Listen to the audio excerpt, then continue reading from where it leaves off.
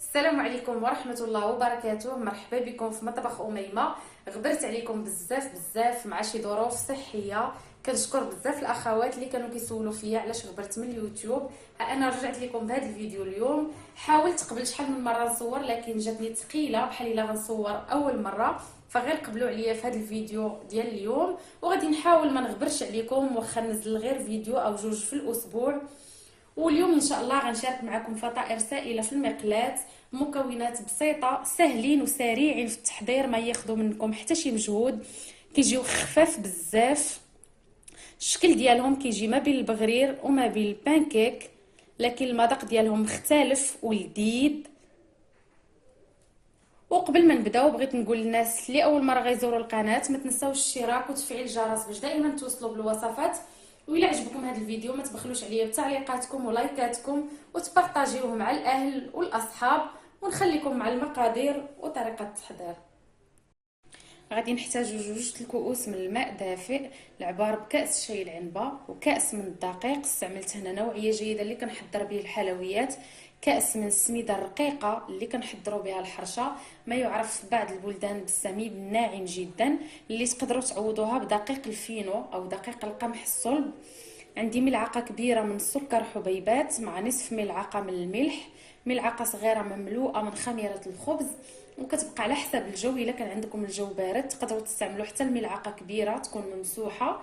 بيضه كامله بدرجه حراره المطبخ، كيس خميره الحلويات من فئه 8 غرام.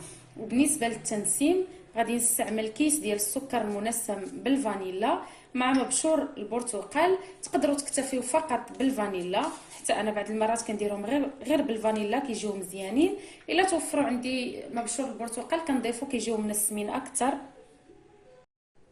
وبسم الله على بركه الله في الكاس ديال الخلاط غادي نوضع الماء اللي يكون دافي ماشي سخون باش ما يضيعش لكم الخليط، يعني دافي قريب البارد. غنوضع معاه الملعقه ديال خميره الخبز، الملح والسكر، الكيس ديال السكر المنسم بالفانيلا. غنديروا جميع المكونات من غير الخميره ديال الحلويات، ما غنوضعوهاش من الاول باش ما يضيعش لها المجهود ديالها ما يقلالش. غنوضع البيضه والمبشور ديال البرتقال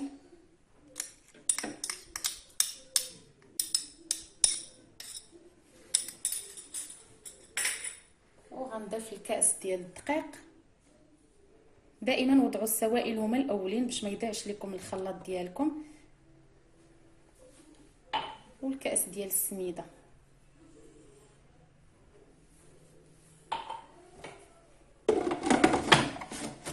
وغنخلط كل شيء مزيان.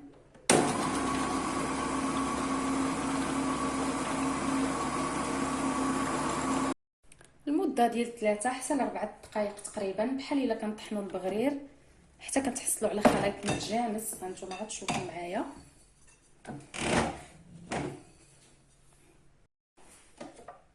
هذا هو القوام ديال الخليط اللي كنتحصلوا عليه،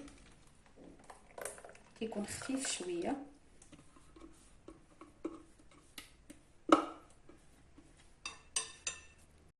واخر حاجه غنضيفوها هي الكيس ديال خميره الحلوى. كما قلت لكم ما كنضيفوهاش من الاول باش ما يقللش لها المفعول ديالها، كنضيفها حتى لهاد المرحله وكنخلطها غير بواسطه السباتشول ولا ملعقه خشبيه. كيف ممكن من اللي تكونوا باقيين واضعين الخلاط ديالكم تضيفوا ليه الكيس ديال خميره الحلوى، ولكن حتى لاخر مرحله غير تنسجم مع الخليط وتوقفوا.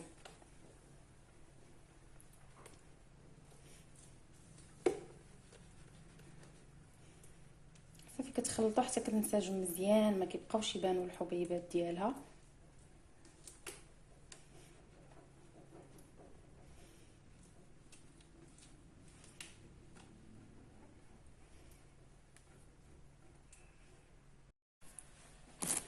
ودابا غنغطي الخليط بواسطه البلاستيك الغذائي وغنخليه كيختمر، ما كياخدش بزاف ديال الوقت،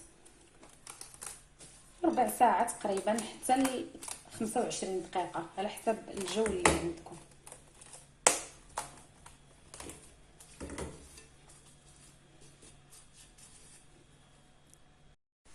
هكذا تيرجع الشكل ديالو، كتلاحظوا انه تفاعل، وملي تنحركوه تلقاوه بحال الا تقال شويه. صافي غادي نخلطو باش نهبط ليه شويه ديك الخميره. تنكون وضعت مقلاة فوق النار تكون غير لاصقه، ماشي ضروري تكون مقلاة خاصه بحال اللي كنستعملوا في البغرير.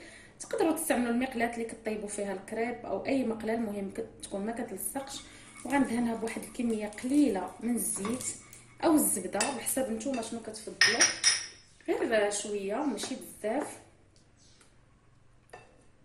وغنوضع فيها واحد الكميه من الخليط.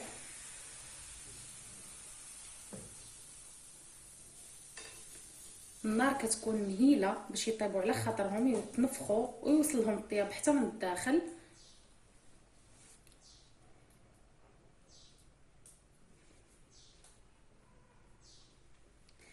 غتلاحظوا معايا انهم كيبداو يتثقبوا، لكن حنا هذا ماشي الغرض ديالنا. فتقريبا كيجي الشكل ديالهم ما بين البانكيك وما بين البغرير، ولكن المذاق ديالهم كيجي مختلف وحتى في الشكل.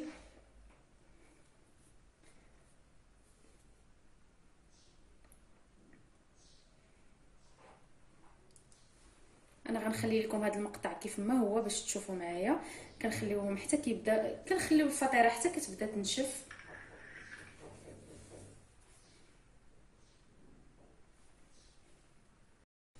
صافي وكتشوفوهم واش تحمروا من الاسفل، راه كيتحمروا بالملعقه اللي كنوضعوا فيهم ديال السكر، وكتقلبوهم غير بشويه راه كيتهزوا بكل سهوله.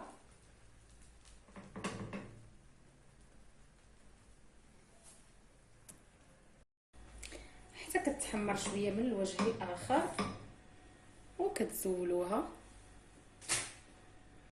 وبنفس الطريقه غادي ندهن المقله مره اخرى بشويه ديال الزيت، وغنوضع كميه من الخليط. بالنسبه للسمك تيبقى على حسب الرغبه، لكن من الاحسن ديروهم متوسطين، ما يكونوش غلاظ بزاف وما يكونوش رقاق.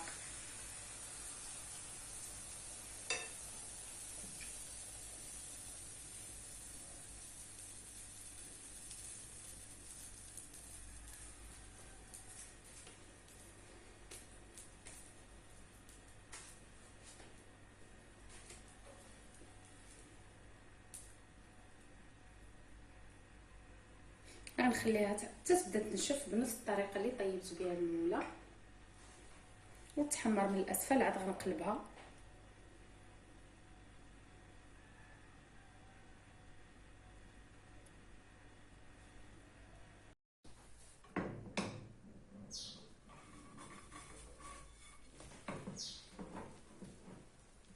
وإلا قلبتوها بحال هكا ولقيتو هاد الوجه مازال ما تحمر مزيان، فماشي مشكل حتى كيتحمر من الوجه الاخر، وكترجعوها تزيد تحمر شويه. غنبقى مستمره بنفس الطريقه، راه باينه في كل مره. كندهن المقله بشويه ديال الزيت، وكنوضع كميه من الخليط حتى غنكمل هاد الكميه كامله اللي عندي. وهذا هو شكلهم النهائي بعد ما كملتهم في الطياب بسرعه. تيوجدوا بهذه الكميه هذه حصلت على 10 الحبات في مقله صغيره كما شفتوا معايا. نتوما طيبوا في المقله على حسب الحجم اللي عندكم، واذا بغيتوا كميه اكثر ممكن تضاعفوا المقادير. واكيد غنوريكم كيف كيجيو من الداخل.